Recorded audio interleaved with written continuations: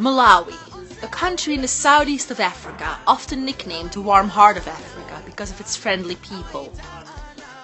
Unfortunately, Malawi is also one of the poorest countries in the world. Life expectancy is low, child mortality is very high. According to the World Bank, Malawi's gross domestic product per capita was the lowest in the world in 2015. Because of a severe lack of funds, the government falls short in various domains that are crucial for the development of the country. One of those is education. When I first came to Malawi, I visited Nkatabe and talking to people locally, I became aware that there was a whole area of the Nkatabe region that had no secondary school, and I was persuaded by the chiefs locally that there was a really important project that needed to be taken on by somebody. Secondary education in Malawi is often privately organized. Some students are able to get into government schools, but there are very few of those. The majority of students is not selected to attend them. They have no chances of getting a secondary education unless they choose to pay to go to a private school. We have been really trying to have at least a secondary school this side. It was looking at the distance that our pupils and our children in the community, they were traveling long distance, probably 9 hours, 8 hours to go to the nearest secondary school. Secondary education is not compulsory in Malawi.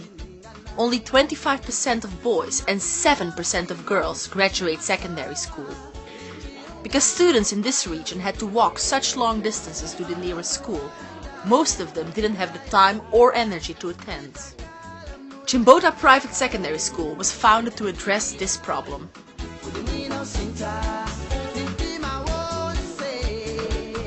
So this is the new school block so far. We constructed, that was 2013. Then we made more bricks and we constructed another standing over there. That was the second one, which we did in 2014.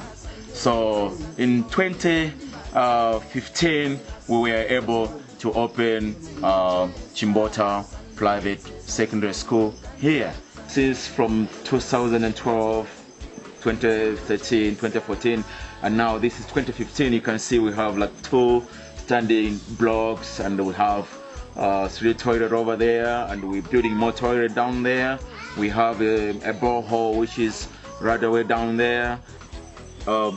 Just to prove what I've said, the stones, the bricks here are ready just to start building another school block. So it's nice that the coming of school has brought a borehole which is helping people in the community. You can see over there they're cleaning their clothes, which is really great. We had no water here, you know. We had no water, so we're really great for that. These are new toilets which we're just building, and it's the donation from Ireland, Scotland. We're very happy because you can see that the progress is going on. We are in a very remote place here. We are many kilometres away from the piped water system. We're many kilometres away from mains electricity. So that's very common for Malawian villages. That's the way life is for most people in Malawi. Private schools are not subsidized by the government. The school is therefore completely funded through the students' entrance fees. The students typically come from very large, very poor families that support themselves through farming and fishing. Families usually don't have money to send all of their children to school, and often opt to only have their sons obtain a secondary education. Even if girls are able to attend school, they sometimes perform poorly compared to their male counterparts because they have so many other responsibilities. The world today is trying to support a girl child education.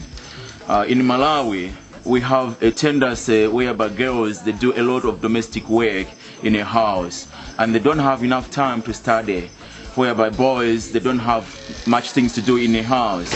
So there's a very big gap toward that. So we want to come up with a girls' hostel so that they could be accommodating here and being very serious with their education. And we need like 50-50, you know, a competition. But in terms of the millions of kwacha that we need to raise for our big capital projects like the boarding hostel, we are going to have to pull in some sponsors and supporters from outside the country.